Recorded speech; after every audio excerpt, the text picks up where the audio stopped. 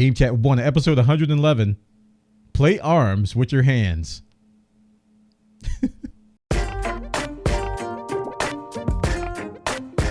Game Chat with Bwana, your weekly source for gaming news and topics. And now here's your host, me, Bwana McCall. Greetings, folks, and welcome to episode 111 of Game Chat with Bwana. We got a great show lined up for you. Today is January 17th, 2017, and we're coming back from our week off. I apologize for that, but I had to make some money. I had to go out and do a little contract work to pay some bills, but we're back this week, and we're doing it live at twitch.tv/Bwana, twitch.tv, twitch.tv/Bwana, and we're actually going to produce a video after the cast. So I hope you all are enjoying the video content that I put up on the YouTube channel, which essentially is taking this format, the audio format, and putting it, it's basically going into a video format. I'm not having to produce the content twice. I'm essentially taking what I do anyway and converting it to video. We got about 5 stories and 1 rant, and that was this little console that was talked about, and I don't know, some company I've never heard of called Nintendo. We got a great show lined up for episode 111. Let's get right into it.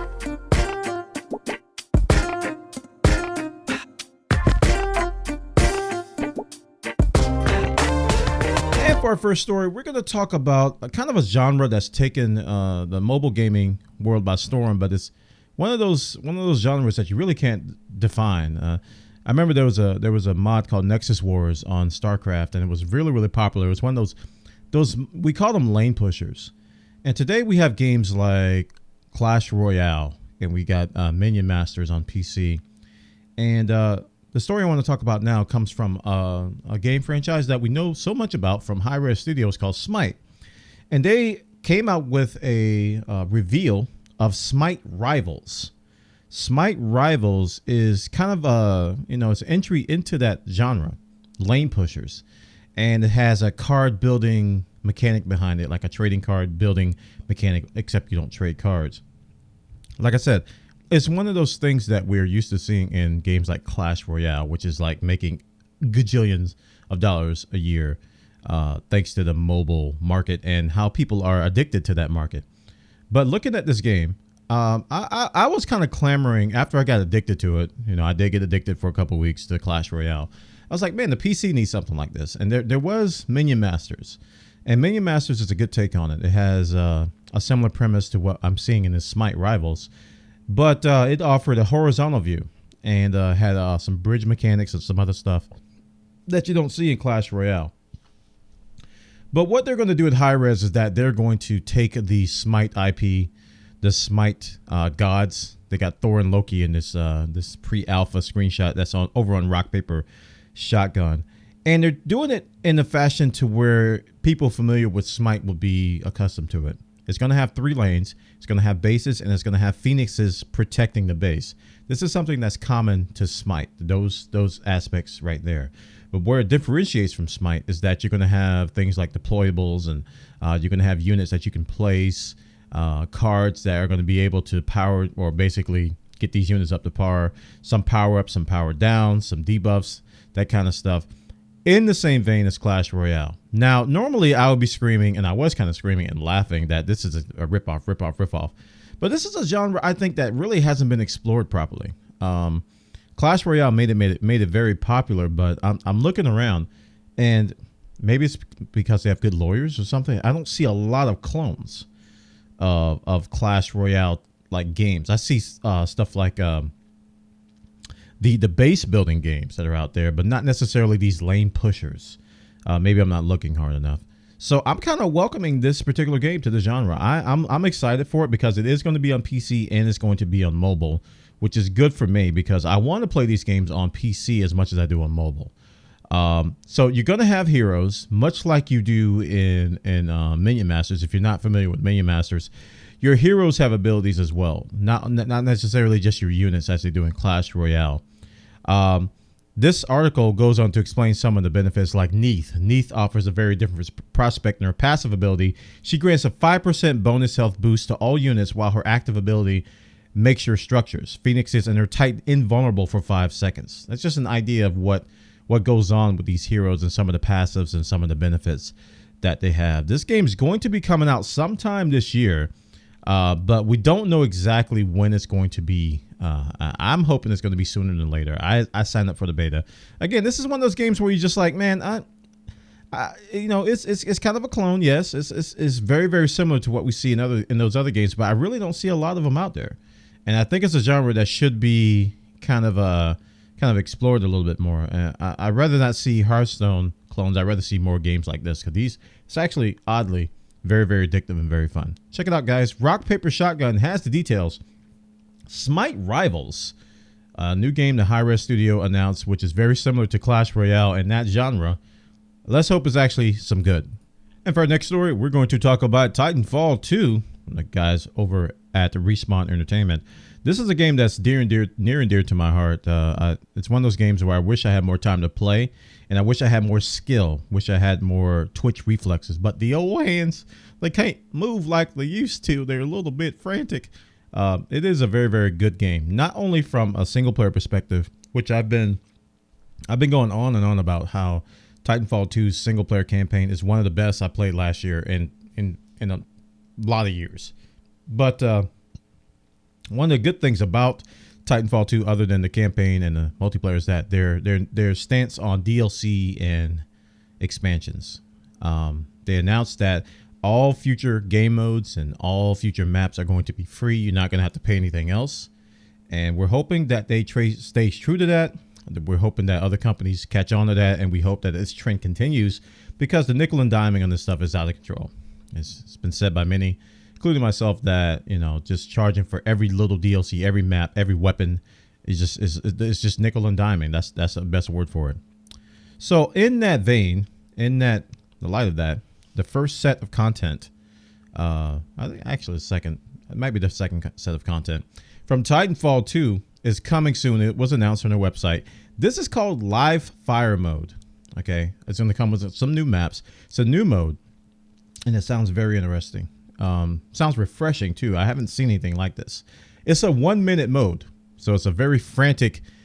We need to win in 1 minute, and it's called Live Fire. It's very small, tightly controlled maps. There are no Titans. It's all pilots. And let me read the description from the blog. It says, a round-based best of 5 mode with no respawns. You will have 1 minute to eliminate the opposing team in order to win the round. You can also win the round if your team is holding the neutral flag when the round timer ends.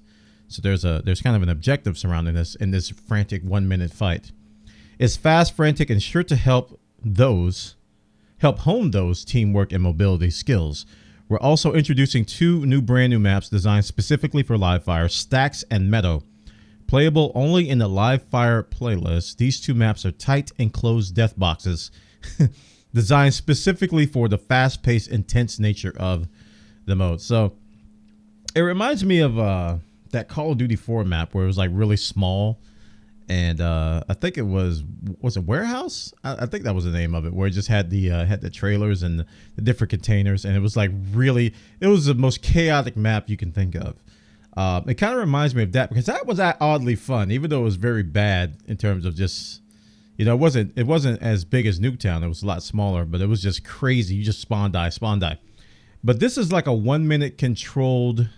This is a 1 minute controlled environment where there's an objective, and you just have to eliminate your team in 1 minute. It sounds really fun. I'm going to probably pick up the game again sooner than later, hopefully before this mode comes out. But Live Fire sounds like a winner.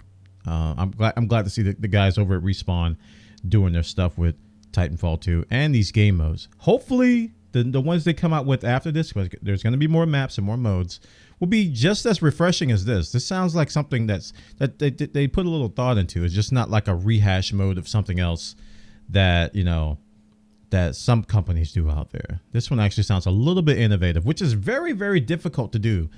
If we take a step back and look at first-person shooters, it's incredibly difficult to come up with something that somebody hasn't done already, because there's 10 billion shooters out there, and they're all trying to do their own take on a simple formula of a first-person shooter genre.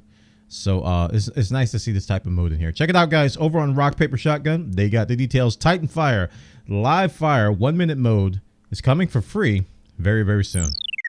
And while we're on the topic of Titanfall 2, we got some bad news for those of you looking forward to the mobile game from Titanfall called Frontline. The Titanfall Frontline beta has been underway for quite some time, but it has been recently announced that the game is not going to be coming out. This is a post on the game's website that we've learned an incredible amount in the beta test of Titanfall Frontline, but in the end felt the experience wasn't ready to deliver the intense action-packed gameplay synonymous with Titanfall. Says we're excited to take some of the concepts we saw resonate with players and build off of them in future Titanfall mobile games. Rip in peace. Card games is one of those, I guess, trading card games, I should say, are one of those things that I think a lot of studios actually look at. And I talked about Smite in the beginning of the show, and Smite actually has a trading card game coming out as well. So all these franchises are looking at doing trading card games that possibly could take off, and they look at games like Hearthstone, which was a runaway success. I mean, Blizzard took something that we kind of laughed at. I personally laughed at it when they announced Hearthstone at PAX. I was like, are you kidding me? This was a big announcement, a freaking card game from Blizzard. Are you seriously? And I laughed at them. $6 kajillion later, they're laughing at me all the way to the bank.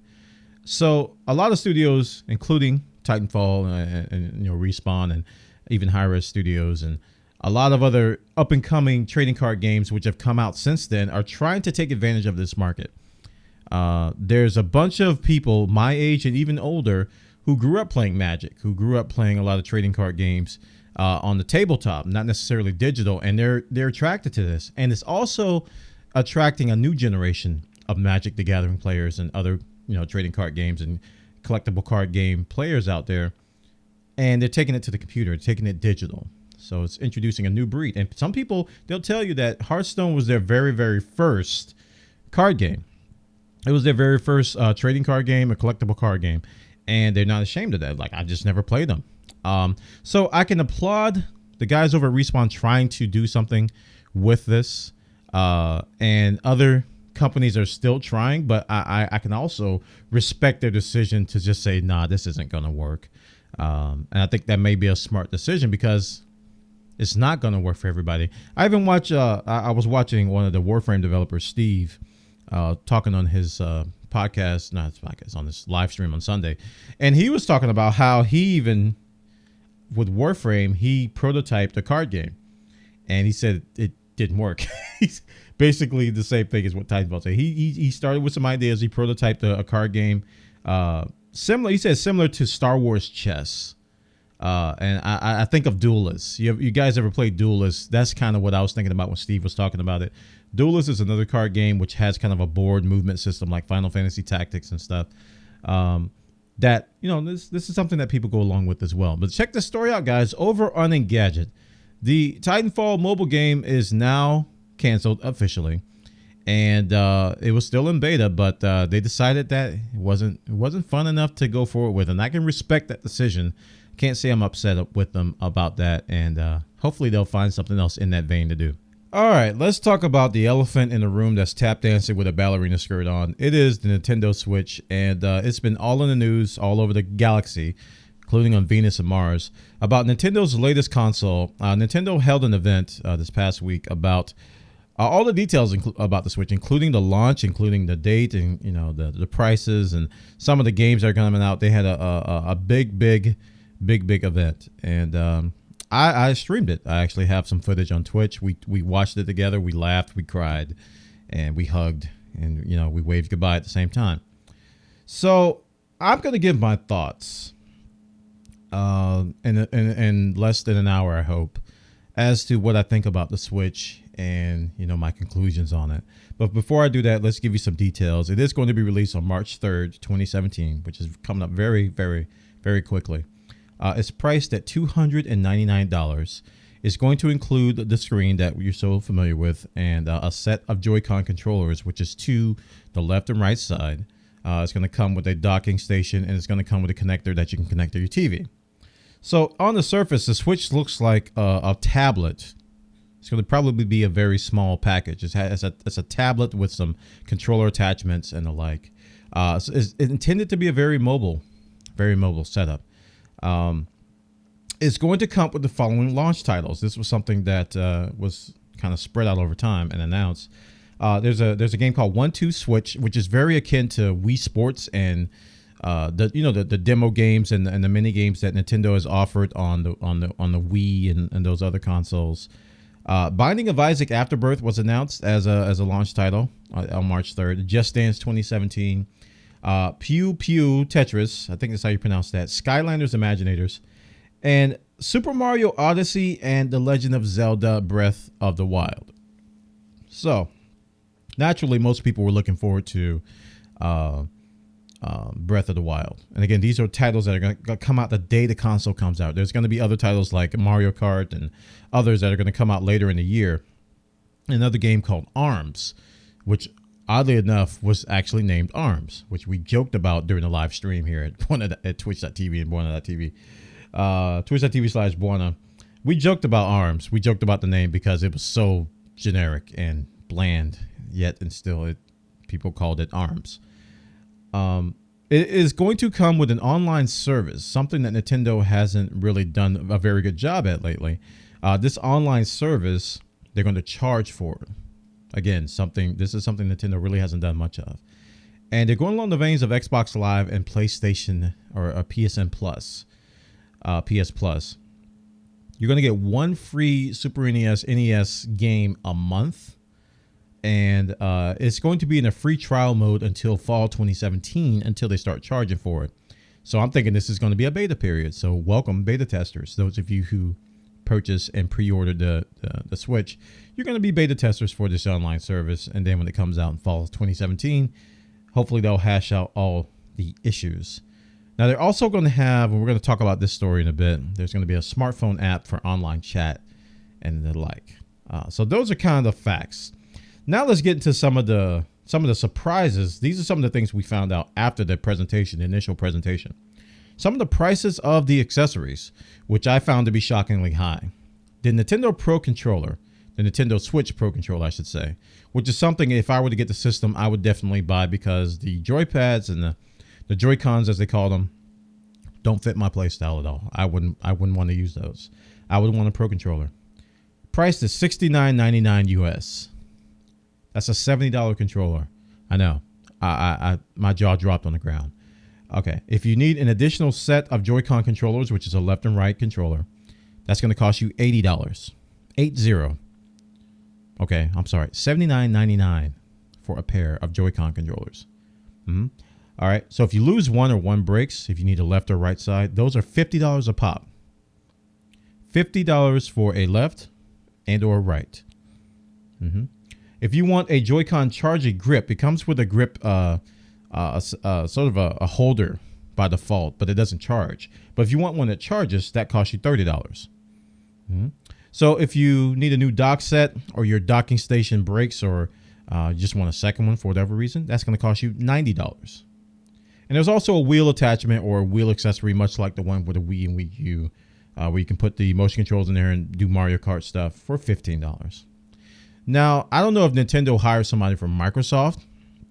Microsoft had a notorious track record for the Xbox and Xbox 360 and Xbox One for having insanely high accessory prices to the point to where it's laughable and you just don't buy them. I thought the Joy-Con controllers and the Pro Controller being priced at that price point of $70, $80 to me was just ridiculous. I can't see any justification for that. I don't care what type of motion control you've got in here. It must be made out of solid gold, diamond, emerald to be pricing it that much. And these controllers, frankly, guys, I'm getting into the opinionated part of it. These controllers aren't even that good. These Joy-Con controllers, to me, have a pretty terrible design. All right. Now, connected to the screen, you kind of get a 3DS feel to it. I mean, it has like even the Wii U pad. So it has that feel to it, which I don't like to begin with, which is why I would want to opt for the Pro Controller because I don't like those controllers. When I played on the Wii and Wii U, I wanted to play with the Pro Controllers, the optional controllers you can buy, and I bought those. So I'm not even a fan of these controllers, these Joy-Cons, and the fact that they're charging $80 for a pair for something that I wouldn't use is kind of personally insulting. Now, here's the thing, though. Let's get right down to it. I don't believe that motion controls and motion gaming is even a thing anymore. I don't know if I missed the memo. I don't know if I missed something, but from what I understood, most of the companies, including, Nintendo, I thought were moving on from motion controls. I mean, the Wii U had some motion control support, but I didn't think it did very well. I didn't think people really liked it as much as they liked it on the Wii. I thought motion controls kind of died with the Wii and the PlayStation Move and the Kinect, how Microsoft is getting away from the Kinect. I thought it was gone. I really did. I thought motion control was on its last legs. And here we see, I saw at this Nintendo conference, this press conference, it was like it was the brand new fresh thing that is going to be awesome. I'm like, did we miss something? Why is Nintendo living in a bubble? It's like they brought up the ARMS video, and I thought we were watching Wii boxing all over again. I'm like, seem to be going backwards. That was the sense I got with the Switch. Some things overall, this is my overall opinion, I saw some things that were moving forward, namely the idea of a mobile console being able to dock into a home console. That to me is a revolutionary idea, which I applaud heavily. It's something that should be done more often. And then we got these gimmicky things with freaking milking cows with your controllers and punching the air, doing this Joy-Con stuff, having a draw like a high noon Texas showdown with these motion controllers. It just screams ultra gimmicky nonsense. And to me, it's a step backwards. I really thought we were past that. And I see companies are moving towards VR as the next gimmick. I think, Nintendo, I don't think they don't even care about that, which I can respect because I don't care about it either. But they seem to be going backwards. But, if you listen to the presentation, if you listen to what they were talking about, they wanted to combine all of Nintendo's consoles into one. All of them, including the handhelds, including the mobile handhelds, including, the Wii, the Wii U, everything. They wanted to combine it all into one. And they kind of did that. My problem is it just doesn't work. Now, if you look at when they first came out with the Switch reveal, not this presentation, they showed some basketball players sitting on the bench next to a basketball court, playing. I think it was NBA Live. They were playing some basketball game on these tiny Joy-Cons, giant hands, and you can read. I was reading Ars Technica. I was reading Engadget. I was reading a bunch of outlets that were at the event. They were talking about how incredibly hand crampy, that was the words they used, hand crampy these Joy-Cons are to use on their own. So there's a use case to me for this thing, which probably costs millions of dollars in research and development, that is useless. That you're going to expect two people to put this screen down, one to take one half of the Joy-Con, one to take the other half and play a two-player game with the hands the size of ants. I don't see it happening. Okay. You also got this motion control, crowd that are going to milk cows, that are going to do this, just the whole 1-2 switch thing. All these little mini games that we saw on the Wii, they expect that to be a big hit. Now, maybe, like I said, I may have missed the memo, but I really, really thought that it was going to be something that was of the past. I really didn't think it was going to be anything that we were moving forward with. And Nintendo seems to be going backwards.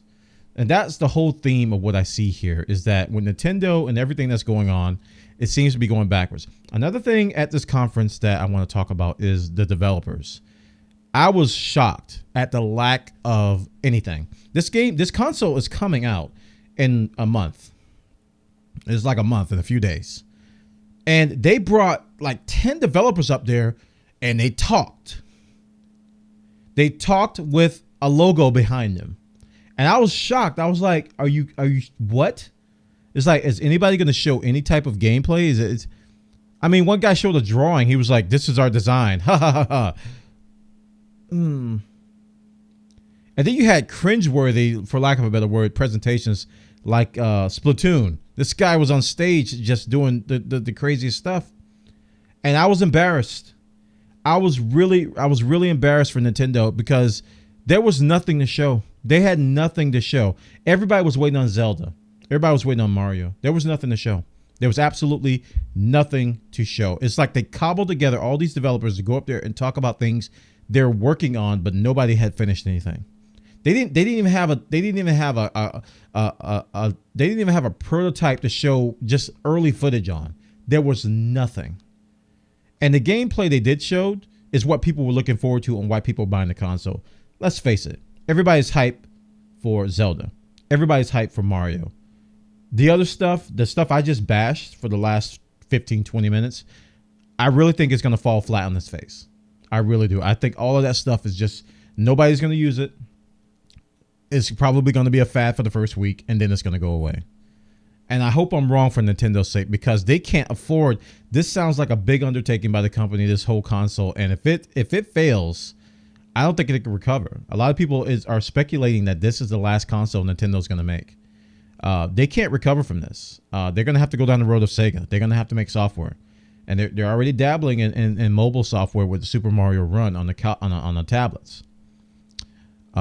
It's troubling because, to me, the Zelda game looked average. The Mario game looked okay. And I really love Mario, but the Zelda game looked average. I don't know why people were dropping their jaws and going crazy. I'm like, I mean, by today's standards, that looks average. It was cel shaded. It looked like Wind Waker 2.0. I didn't see anything graphically impressive. I didn't see anything design impressive. I watched the gameplay. It's Zelda. Yeah, that's cool, but it's average. I think Nintendo is severely out of touch. I think they really are in trouble.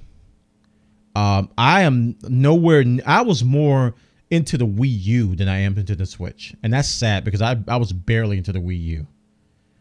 I have no desire to get this. There's people who pre-ordering and going nuts because of Zelda and Mario. And they're going to cater to the Nintendo fans. I understand that. I understand that. But honestly, let's be honest here, guys. Nintendo fans aren't enough to save Nintendo. Nintendo needs more than Nintendo fans to save Nintendo. And I say save Nintendo because this could be their undermining. I don't preach gloom and doom about companies a lot, but this is ridiculous, man. They're going backwards. There's a lot of backward stuff here. There's innovation, and then there's 2 steps forwards and there's 10 steps backwards. And I don't understand it. It's like somebody had a bone to pick in the company and they had to have this in there because they originally designed it and they have to go forward with it. Let's cram it into this console just because it just doesn't make sense. If they would have came out with a Switch without any motion control, I think I would have been a lot happier. Without any motion control at all. None. Just no motion control. Just have detachable controllers that are good enough to use with some solid games that can connect to your TV. If they would have did that and executed it well, I probably would have been on board. But they got this gimmicky stuff that drove up the price. All this gyroscope and motion control stuff really shouldn't have been on there. This thing should have been $200. It should be like $150 to $200 if you ask me. All this extra stuff that made it $300, I think the price is justified.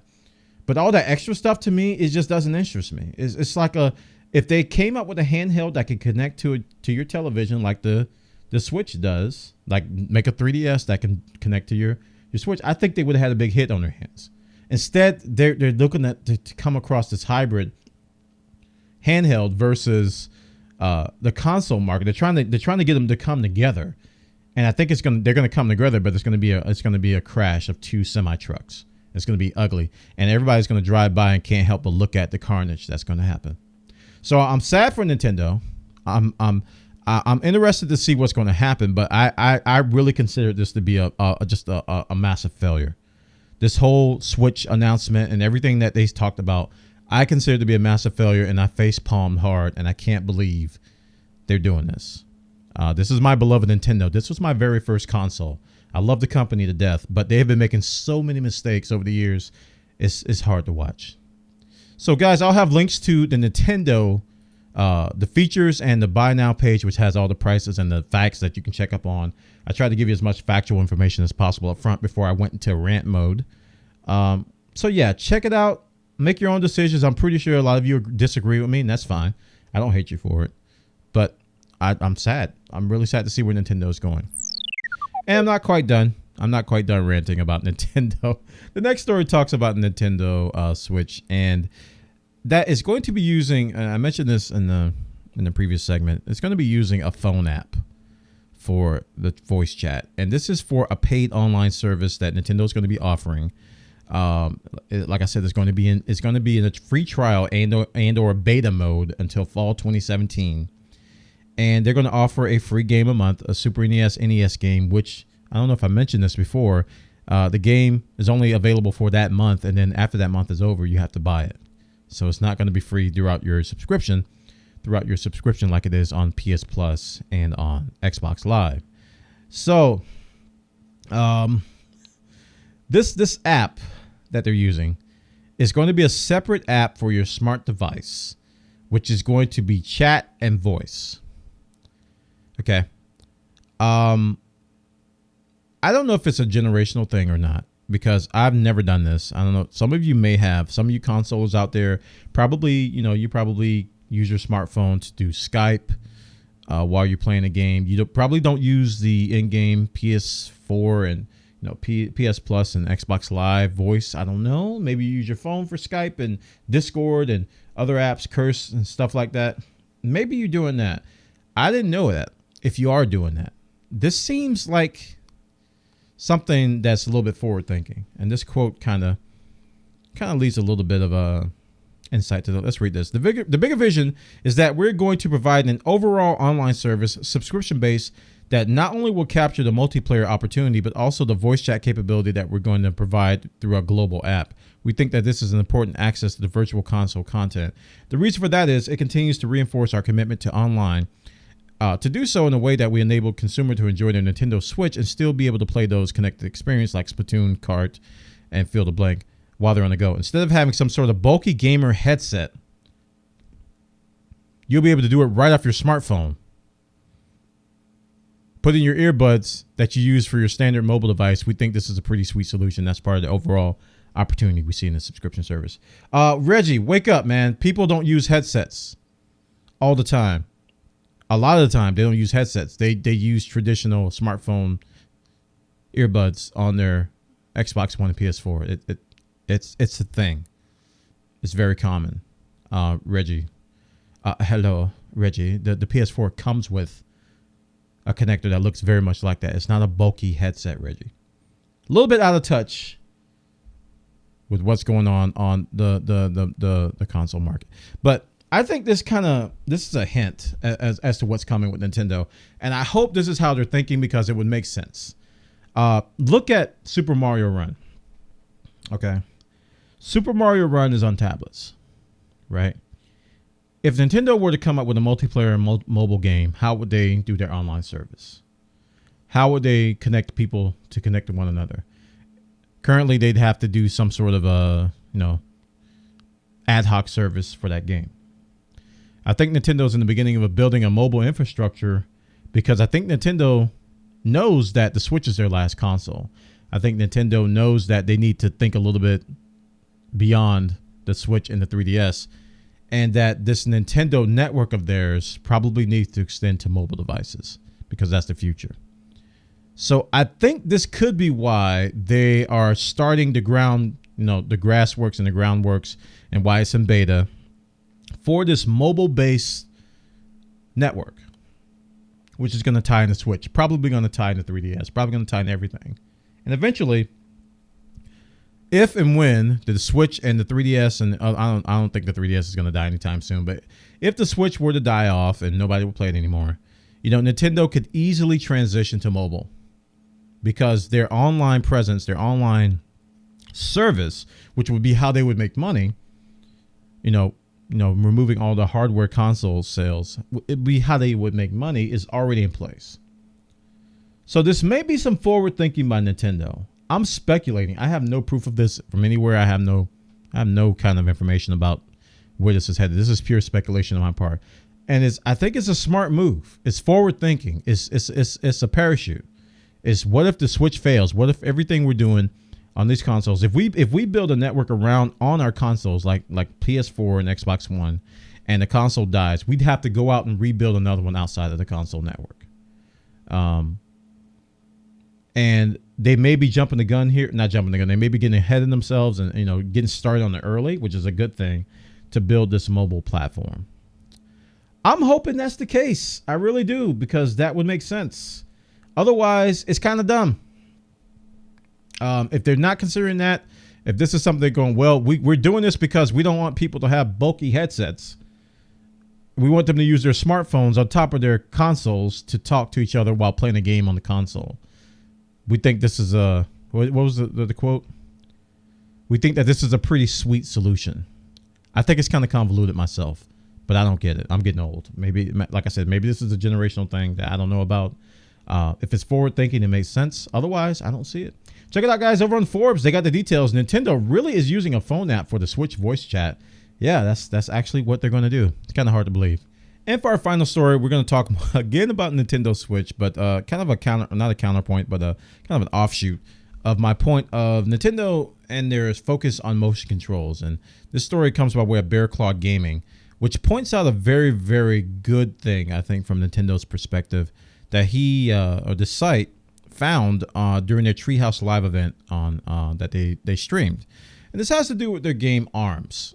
And this is the fighting game. It's not a boxing game per se, because it has a lot of other cool things and effects and stuff. It's their fighting game where you use your arms to basically fight, and you do different twist elements and different controls and stuff. And it looked kind of weird at first glance, and the name is kind of but this article points out that this game won't require motion controls. And I thought about that, and I said, okay, that's actually a good thing, because it looks like a decent game. ARMS looks like it could be something that would be fun. Not necessarily as a motion control game from my perspective. But in this quote, and the guy even said in the 52-minute and 15-second mark, that the motion controls are simply an option, and more standard butt controls are also an option. So if you want to, you could play ARMS with your hands. And I'll be honest with you, the reason why I talked about this story was so I could make that terrible joke.